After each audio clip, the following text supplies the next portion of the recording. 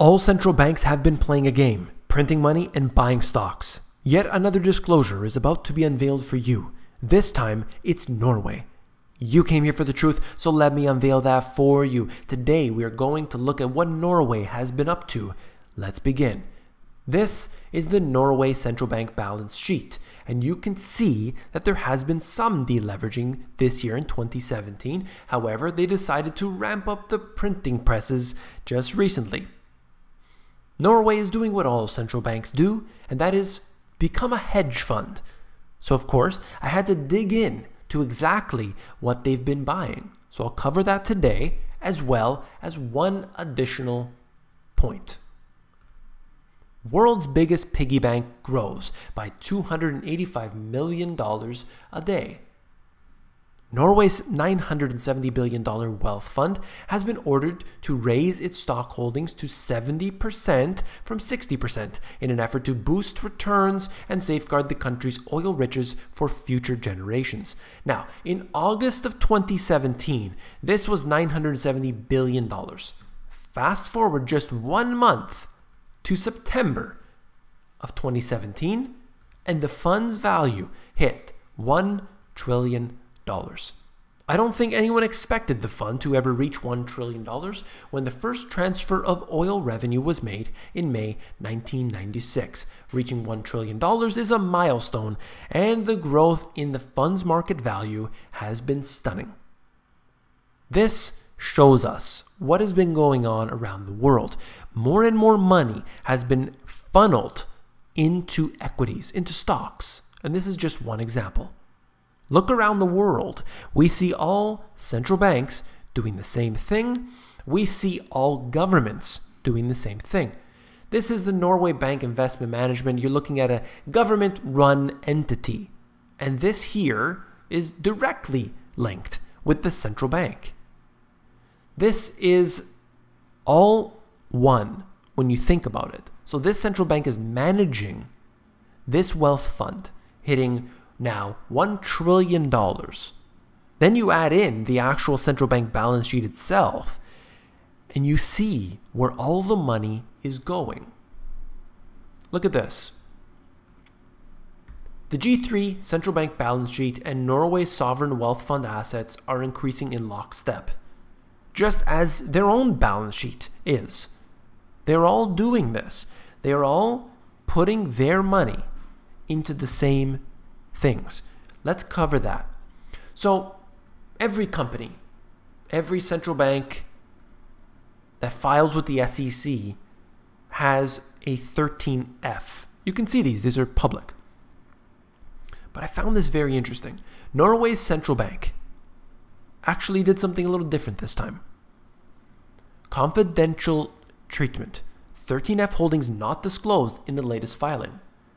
Norway Bank has submitted its Form 13F to the SEC pursuant to a request for confidential treatment. This action is consistent with the discussions between Norway Bank and the staff of the SEC, and it goes on. What aren't they telling us? What did they want to hide? It's interesting because all these other companies out there, they show their filings. Even Norway Central Bank has done it before. But this time around, they didn't want to share. So of course, I did some more digging. And I want to bring that to you. Now, this is the actual NBIM website. Now, for some reason, it's not loading on this browser, so I had to load it up in another browser and then take a screenshot of it. And I'll show you that. It's actually a very interesting website because you can see on a map all of the different regions where their investments are. You can click on that and it breaks it down to this level. So I took a good look and found Apple. That's right. They own over $5 billion US in Apple.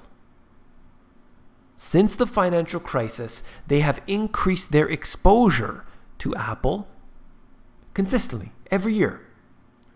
They've been buying it, and they own a significant portion at this point. I mean, it is over $5 billion worth.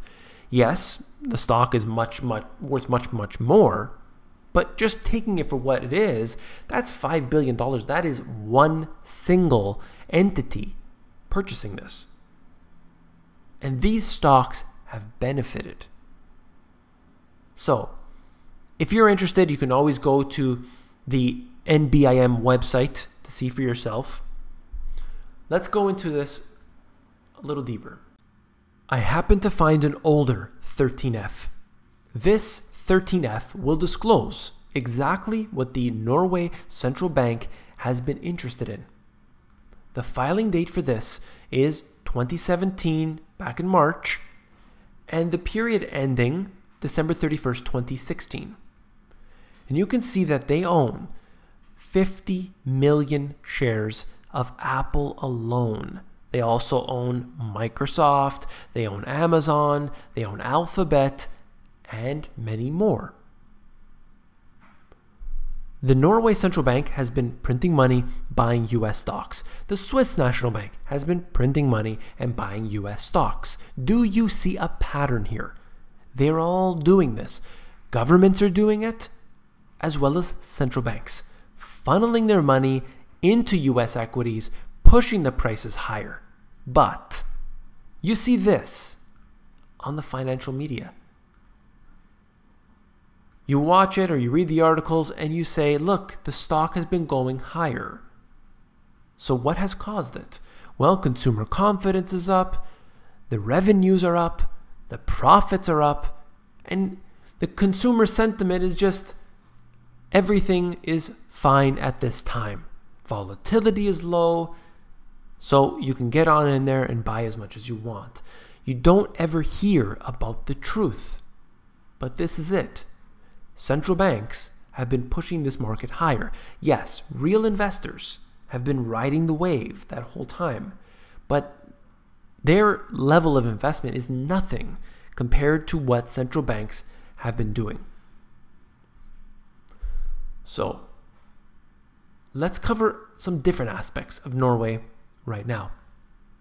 Norway government spending to GDP, you can see that this value has been increasing to a great degree. Now, when you see this compared to the US or Japan or some other countries, they're doing a lot better. Their economy is more robust than some other countries that we see, particularly in Europe. But they're definitely not going to be able to deal with much if the rest of Europe is suffering. They're also going to take the heat.